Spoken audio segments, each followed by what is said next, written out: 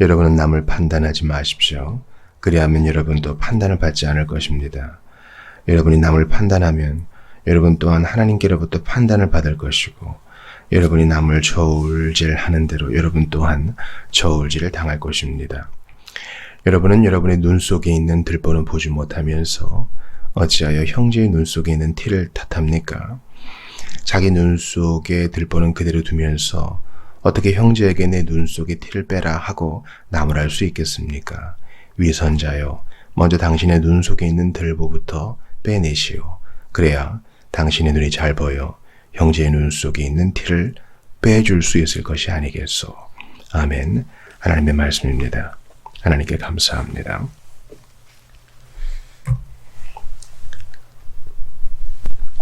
어제 이 비판과 판단에 대해서 봤습니다.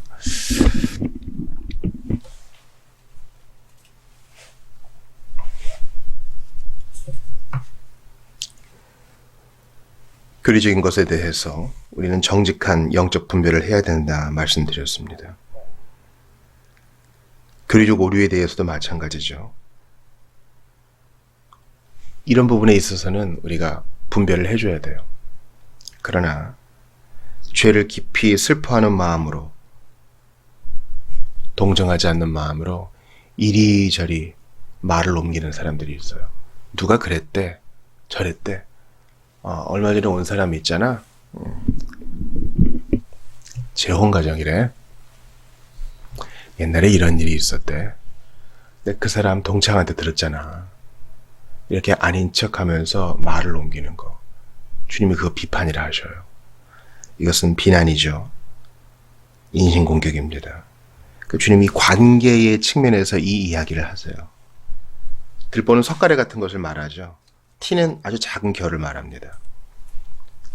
먼저 네 눈에 있는 들보, 석가래를 좀 빼내고 그런 후에야 다른 사람 좀 보아라. 우리 주님은 비판의 기준을, 판단의 기준을 자기에게 먼저 돌릴 것을 말씀하십니다. 목사님 잘못된 게 얼마나 많은데요. 아니요. 판단하실 분은 주이십니다. 그러니까 아주 핵심적인 것이 아닌 이상 우리는 하나님의 눈길을 기억하면서 가능한 한 자신을 돌아보는 일에 힘써야 되겠어요. 사랑은 허다한 죄를 덮는다 그랬습니다. 그러므로 우리가 이 땅에서 우리의 능력으로 해결하지 못하는 판단의 문제는 주께 내어놓아야 합니다. 그리고 갈라디아서 6장 1절에서 말하는 것처럼 온유한 심령으로 해야 됩니다. 형제들아, 사람이 만일 무슨 범죄한 일이 드러나거든 신령한 너희는 온유한 심령으로 그러한 자를 바로잡고 너 자신을 살펴보아 너도 시험을 받을까 두려워하라. 자, 어떤 사람을 판단해야 될 일이 있어요. 교회 안에서 권징을 해야 될 때가 있는 거죠. 그럴 때에도 온유한 심령으로 하고 그 사람의 바로잡음, 교정을 목적으로 해라. 당신 잘못했어요. 꾸짖는 것이 목적이 아니라 교정하는 거. 어떻게 해요? 온유한 심령으로. 이거 대단히 어려운 일이에요. 그러니까 평생 훈련해야 됩니다. 내가 지금 화가 나는 게 내 성정에 안 맞아서 그런 건가? 아니면 이 겉으로 드러난, 밖으로 드러난 이 죄의 혐오스러움 때문에 내가 화를 내는 건가? 돌아봐야 됩니다. 혀 밑에는 독주머니가 있어요.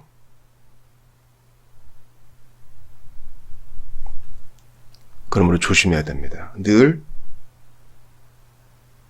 부드럽고 친절한 태도로 사람을 대해야 돼. 내 안에 있는 투기와 질투, 이기심, 악한 동기가 더 무서운 거라는 사실을 기억하면서 갈라디아서 6장 1절에 말하는 것처럼 너도 시험을 받을 거 두려워하라. 나도 별 수 없다는 사실을 기억하면서 어떤 일들을 바라봐야 됩니다. 언론에 드러나는 추행들이 있죠.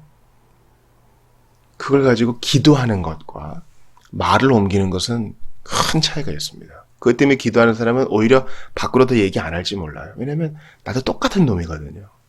안 걸리고 안 드러났고 더 커지지 않고 그렇게 유혹을 안 받았을 뿐이지 나도 똑같은 놈이거든요. 그러므로 주님은 판단할 일이 있으나 너는 스스로를 돌아보라라고 말씀하십니다.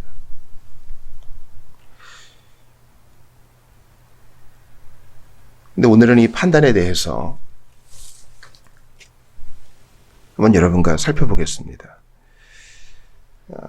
중요한 것은 사랑의 마음으로 죄 자체를 슬퍼하는 마음으로 판단해야 된다라는 것인데요. 판단, 이 심판으로 번역된 이 말에 있어 우리는 주의를 기울여야 돼요. 왜냐하면 우리는 영원히 판단받지 않거든요.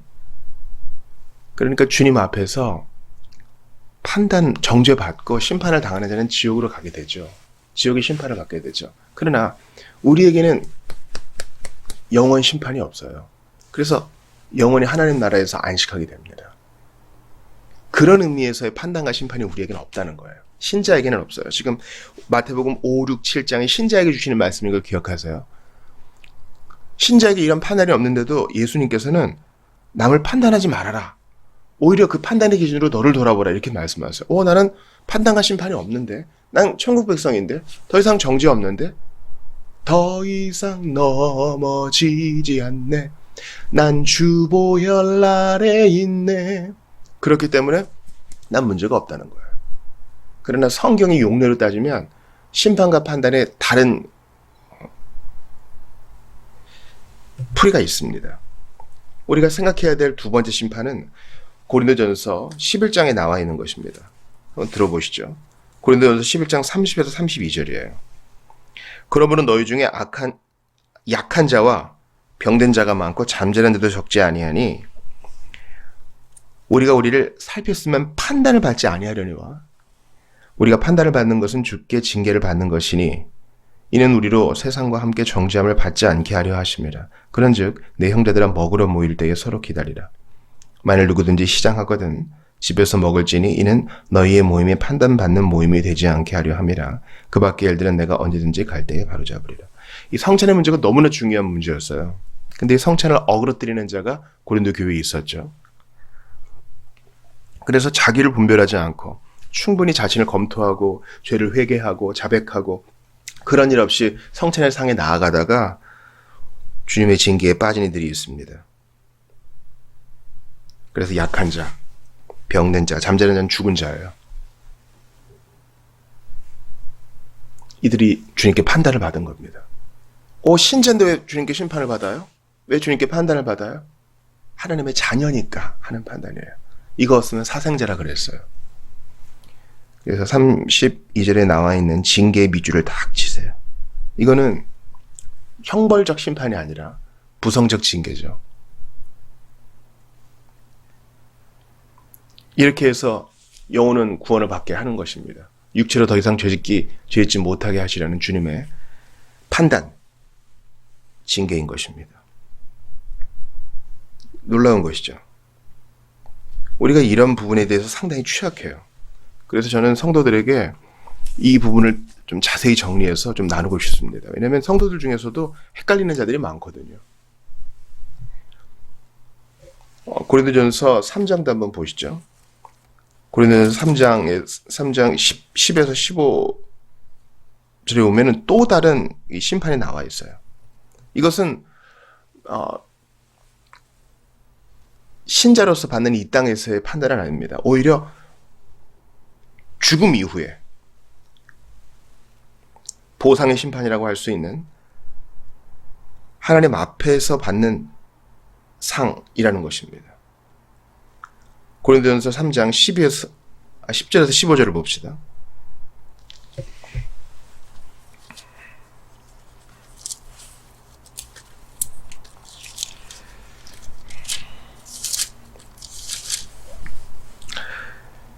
내게 주신 하나님의 은혜를 따라 내가 지혜로운 건축자와 같이 터를 닦아두매 다른 이가 그 위에 세우나니 그러나 각각 어떻게 그 위에 세울까를 조심할지니라. 이 닦아둔 것 외에 능히 다른 터를 닦아둘 자 없으니 이 터는 곧 예수 그리스도라. 그러면서 만일 누구든지 금이나 은이나 보석이나 나무나 풀이나 지푸로 이 터 위에 세우면 이게 이제 교육자들의 목양사역, 말씀사역, 진리의 팥사역을 말하는 거예요. 각 사람의 공적이 나타날 터인데 그날이 공적을 밝히리니 이는 불로 나타내고 그날이니까 마지막 날이죠. 이는 불로 나타나고 그 불이 각 사람의 공적이 어떠한 것을 시험할 것입니다. 만일 누구든지 그 위에 세운 공적이 그대로 있으면 상을 얻고 상벌에 대한 거예요. 누구든지 그 공적에 불타면 해를 받으리니 그러나 자신은 구원을 받되 불 가운데서 받은 것 같으리라. 여기까지 한번 보겠습니다. 불 가운데서 받은 것 같은 구원, 이게 뭐예요? 다 구원은 동일하다면서요. 뭐 차등이 있어요. 예수 믿으면 다 차별없이 구원받는다면서요. 맞아요. 그러니까 우리가 복음주의자들이 이런 부분을 안 보는 거예요. 저는 이 부분을 성도들과 나눌 마음이 있어요. 기독교인이 된 후에 행한 것에 대한 주님의 판단이 있습니다. 그것은 천국 지옥에 대한 판단이 아니죠. 우리의 영원한 운명에 영향을 주게 될 심판이 있다는 것입니다. 이 영원한 운명이 천국 지옥 아니에요. 영원한 영역에서 우리에게 있을 것을 결정하는 심판이 있다는 것입니다. 여기에 대해서 자세히 얘기하지 않지만 이 땅에서 주님께 충성하는 자는 상을 받는다. 이거 분명히 있어요. 이 판단이 마지막 날에 있을 것이라는 거예요. 그리고 불 가운데서 겨우 구원을 받는 것 같은 것이 있을 것이다. 부끄러운 구원 같은 게 있다는 것이죠. 제가 이런 표현을 써도 될지 모르겠지만 이런 거예요. 그러니까 이 땅에서 믿기만 해라. 믿으면 어쨌든 그 천국에 간다. 이거는 반쪽짜리 복음이에요. 주님이 살게 하시는 날 동안 충성하며 인내하며 주님의 판단을 의식하며 그 심판대를 의식하며 절제하고 인내하고 충성하는 자, 하나님의 시선을 의식하며 사는 자 상이 있으리라. 이것도 복음인 것이죠. 아, 김 목사 뭐 개혁신앙 한다더니 행위구원자가 됐네. 아니요. 성경이 이것을 말해요. 그러니까 세 가지 심판이 있어요. 천국 지옥을 가르는 이제 만민이 다 주님 앞에 도열할 때 오른쪽 왼쪽 그 심판이 있는 것이죠. 천국이냐 지옥이냐를 가르는 그 심판이에요. 두 번째, 이 땅을 살아갈 때 하나님의 판단이 있어요. 그래서 징계라고도 할 수 있겠죠. 주님이 상도 주셔요. 주님의 판단이 있어요. 그러니까 상이 죽고 나서 주님 재림하시고만 있는 게 아니에요. 이 땅을 사는 동안 주님의 판단, 잘했다 또는 주님의 징계도 있는 것이죠. 세 번째, 그 심판대 앞에서 신자들이 받는 상이 있어요.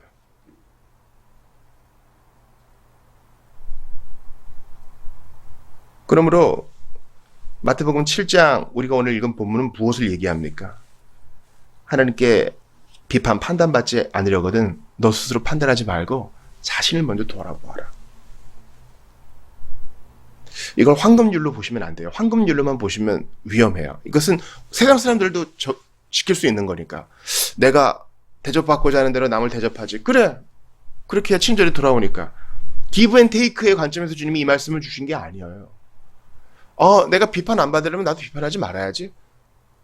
내가 한 게 없으니 오는 것도 없겠지. 이렇게 보면 안 된다는 것이죠. 복음의 관점에서. 하나님이 나를 보신다. 하늘과 땅이 연결되고 뜻이 하늘에서 이룬 것처럼 땅에서도 이루어지는데 하늘에서만 상이 있는 것이 아니라 이 땅에도 상이 있고 하늘에서만 심판이 있는 것이 아니라 이 땅에서도 판단이 있다는 것을 기억해야 됩니다. 그래서 이 땅에서 죄를 짓고요. 가벼운 복음주의는 뭐라 그래요? 다 용서받아. 아니요. 이 땅에서 하는 일에 대해서 잘못들에 대해 주님이 부정적 징계를 하십니다. 그거는 심판의 형벌 아니에요. 왠지 아시겠죠? 주님이 우리를 아끼시기 때문이에요. 징계가 아니고서는 배울 수 없어요. 우리는 남을 판단할 때 나도 모르게 심판의 기준을 딱 세웁니다. 아유, 그 사람은 그 선을 넘어갔어. 혹은 그 선에 못 미쳤어. 이 말은 우리 스스로 그 심판의 기준을 내 스스로 판단의 기준을 제시한다는 거예요. 이때 자연스럽게 물어봐야 됩니다. 너는 어떠니? 너 그거 지키고 있니? 너는 선을 넘어가거나 선에 미치지 못한 적은 없니? 이 바로 로마서 2장의 교훈 아니겠어요? 로마서 2장 1절 들어보십시오. 똑같은 일이 로마 교회 안에 있었어요. 그러므로 남을 판단하는 사람아, 누구를 막론하고 네가 핑계하지 못할 것은 남을 판단하는 것으로 네가 너를 정죄함이니 판단하는 네가 같은 일을 행함이니라. 우리가 남을 씹어댈 때, 이런 표현 써서 죄송합니다. 남을 욕하고 비난하고 씹어댈 때 우리는 그 기준을 내게 동등하게 적용하고 있는 거예요. 그때 뭘 생각하라고요? 그리스도의 심판 때.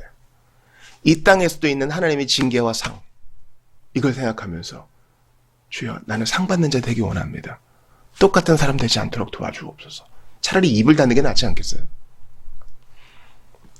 제가 이런 표현 써서 참 죄송하지만 요즘 영상의 시대 아닙니까? 그래서 유튜브 안에서도 기독교인들이 서로 비판의 칼끝을 세우고 있어요. 이거는 이 세상 끝날 때까지 또 시간이 충분히 흐를 때까지 해결 안 될 문제이거든요. 우리 선배들은 차라리 손해보고 지라 그랬는데 한마디도 안 지르는 사람들이 있어요. 계속 공방전입니다. 영상을 찍어 올리고 또 SNS에 또 글을 올리고 사진을 찍어 올리고 지기 싫다는 거예요. 나도 비난받을 일이 있지. 이 일이 세상에 드러났을 때에 덕스러운 건 생각 안 합니다. 잘잘못을 가리겠다는 거예요. 희한해요. 모든 일을 다 고소하고 재판정을 끌고 가려는 고린도 교인들에게 바울이 책망했던 건 안 들어요. 우리는 이 판단을 피하기 위해서 자신을 검토하고 판단하고 우리 속에 잘못된 것을 먼저 정죄해야 됩니다. 이게 종말론적인 사고죠. 이 땅에서의 일에 대해서도 주님이 칭찬하시고 징계하시는구나. 그렇다면 마지막 심판대에서 주님이 내가 한 일들을 다 아시고 우리는 거기에 대해 해명해야 될 것이고 잘하였다 착하고 충성된 종아 칭찬도 하시되 내가 부끄럽게 행한 일에 대해서는 해명해야 될 터인데 천국 지옥 가는 건 아니라 그랬어요. 천국에서의 상이 있을 터인데 그러니까 일반으로 얻는 구원이지만 거기에서의 영광은 차등이 있을 거예요. 거기에 대해서 성경은 잘 얘기하지 않습니다. 우리가 그런 종말론적인 사고를 할까요? 저는 대단히 우리가 갈 길이 멀다고 생각해요. 너 뭐하다 왔느냐? 이뿐만 아니라 주께서 우리에게 주신 은사와 선물들을 가지고 어디에 썼느냐? 남을 판단하는 그 기준으로 너는 과연 자신을 돌아봤느냐? 여기에 대해 우리가 해명을 해야 된다니까요. 그러므로 경솔하고 결함 있는 삶을 살아야 되겠습니까? 그럴 수 없어요. 주님이 보고 계시고 이 크고 작은 일에 대해서 우리가 해명해야 될 텐데 몰랐다고는 할 수 없어요. 그러므로 우리는 조심스럽고 신중해야 되며 용의주도해야 됩니다.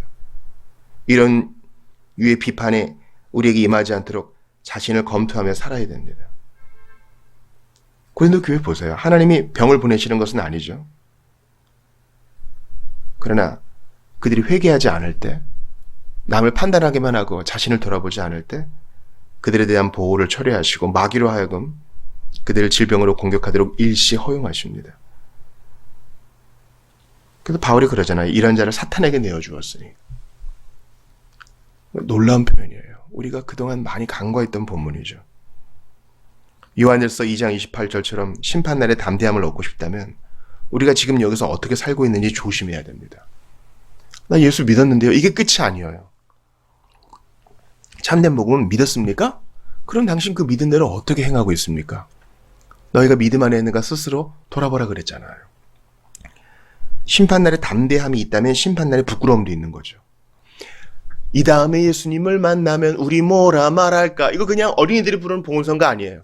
그때에는 부끄러움 없어야지. 우리 서로 사랑해. 나는 정말 판단만 하는 거 아니면 진짜 적극적으로 사랑하는가? 정말 마지못해 어떤 형제와 자매의 흠을 건드려야 될 때는 나를 돌아보고 그 죄를 혐오하고 그 죄를 교정하고 싶은 마음으로 하는가? 사랑의 동기로 하는가? 이거 돌아봐야 된다는 거예요. 절뚝에도 계속 노력해야 된다는 것이죠. 요한계시록 14장 13절에 보면 주 안에서 죽는 자들은 복이 있다 하면서 이는 저희의 행한 일이 따릅니다. 주 안에서 죽도록 행한 그들의 그 충성이 이제 상을 받는다는 거예요. 우리가 마지막 날 주님 앞에 갔을 때 우리가 여기에 대해 해명해야 된다니까요. 일생 동안 내 몸 하나 위해서 내 몸뚱이를 위해서만 살았습니다. 예수는 믿었어요. 믿었는데 세상 사람들과는 별 차이가 없었던 거 저도 압니다. 여기에 대해 우리가 해명해야 돼요.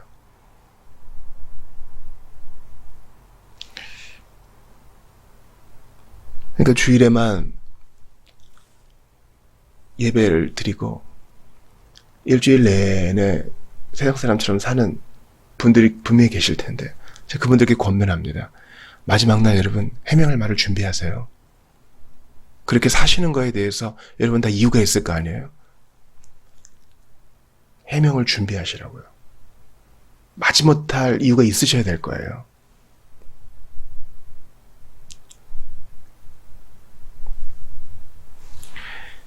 반반만 맞는 얘기가 있는데요. 제가 이런 얘기하면 목사님 그래도 그게 어디예요? 주일에 참 안 놀러 가고 그래도 교회당 오는 게 어디예요? 맞아요. 대단한 거죠. 하나님 복 주실 거예요. 그러나 이제 예수님 굿바이 하면서 나머지를 내 맘대로 산다? 하나님 앞에 판단받을 일입니다. 이게 제가 정말 교육자의 심정으로 여러분께 부탁드리는 말입니다. 하나님이 보고 계셔요. 우리는 파트타임 크리스찬이 아닙니다.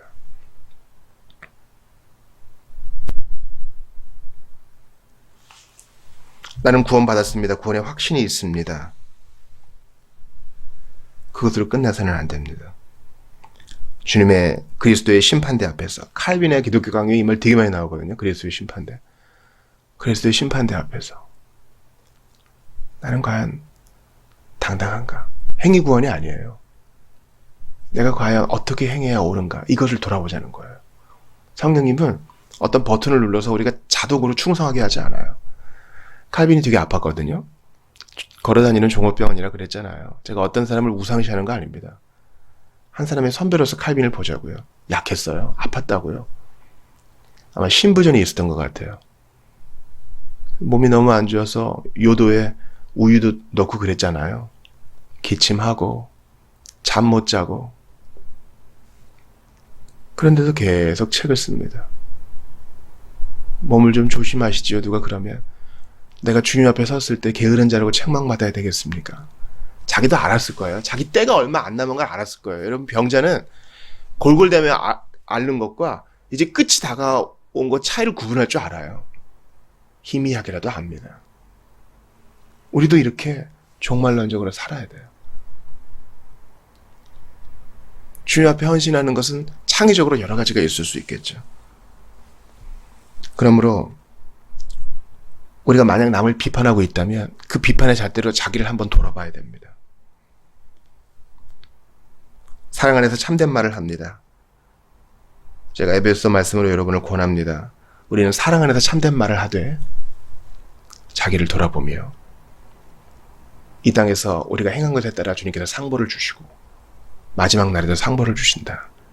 이것을 기억해야 됩니다. 주님은 자기 자녀들이 영광에 들어갈 수 있도록 이 세상에서 자녀들의 죄와 허물을 판단하십니다. 그러므로 그때그때 교훈을 얻으세요. 주님이 우리에게 미소 짓는 것을 보여주실 때 격려를 얻으시고 주님이 우리를 향하여 찡그리시며 그거 아니다 하실 때는 빨리 돌이키세요. 징계를 받으시면 빨리 돌이켜야 심판대 앞에서 마지막 날 심판대 앞에서 상이 있습니다. 하나님이 이 세상에서 자기 백성을 비판하시고 판단하시는 것은 그들로 마지막 날 부끄러운 판단을 면하게 하시려고 입니다. 우리는 항상 하나님의 눈앞에 있습니다. 주님은 우리의 삶을 주시하시며 우리의 죄성을 판단하십니다. 우리의 유익을 위해서 그렇게 하십니다. 그러므로 자기를 판단합시다. 자기를 판단하세요. 제가 자주 드리는 말씀이 있는데 예수님의 제자들이 세례 요한의 제자들도 세례 준다고 뭐라고 막 그래요. 막으시라고. 아니요. 예수님 뭐라 안 그러세요.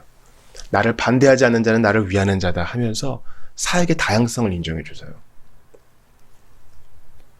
제자들이 사마리아가 예수님 영접하지 않으니까 뭐라 그럽니까? 아니 그냥 번개를 내려가지고 하늘에서 그냥 저주가 그 마을을 쏟아지게 할까요? 예수님이 그거 싫어하세요. 제자들은 자신을 돌아봐야 됐어요. 여러분 화가 나는 일이 많지요. 그때 자신을 돌아봐야 돼요. 자신을 돌아봐야 된다고요. 그래서 나의 죄 때문에 울고 그동안 주님 앞에 허송세월했던 것들에 대해서 울고 주님을 위해서 온전히 불타오르지 못했던 것 때문에 울고 주님을 생각하면서 지체들을 용납하지 못한 것 때문에 울 수 있어야 됩니다. 내가 받은 사랑이 얼마나 큰데 너무 옹졸했구나. 예수님 보세요. 십자가에 달리시는 그 순간까지도 이 못된 놈들을 이렇게 판단하지 않으시고 아버지 저들을 용서해달라고 자기를 돌아볼 필요가 없는 그분이 너희들 지금 큰 잘못하고 있는 거야. 이렇게도 안 하세요. 저들을 용서해달라 하시고 침묵을 지키십니다. 기꺼이 바보가 됩시다. 그리고 우리 갈 길을 가자고요. 충성스럽게 주님 섬기면 이 땅에서도 주님의 보상이 있을 것이고 마지막 날에도 주님의 칭찬이 있을 것입니다. 마지막 날 내 생물과 장로들과 천사들 앞에서 칭찬 들어 영광의 빛을 바라며 주님께 찬양하는 여러분 되시기를 주의 이름으로 축원합니다. 자신을 들어가며 오늘도 그리스도를 의지하실 수 있기를 주의 이름으로 축원합니다.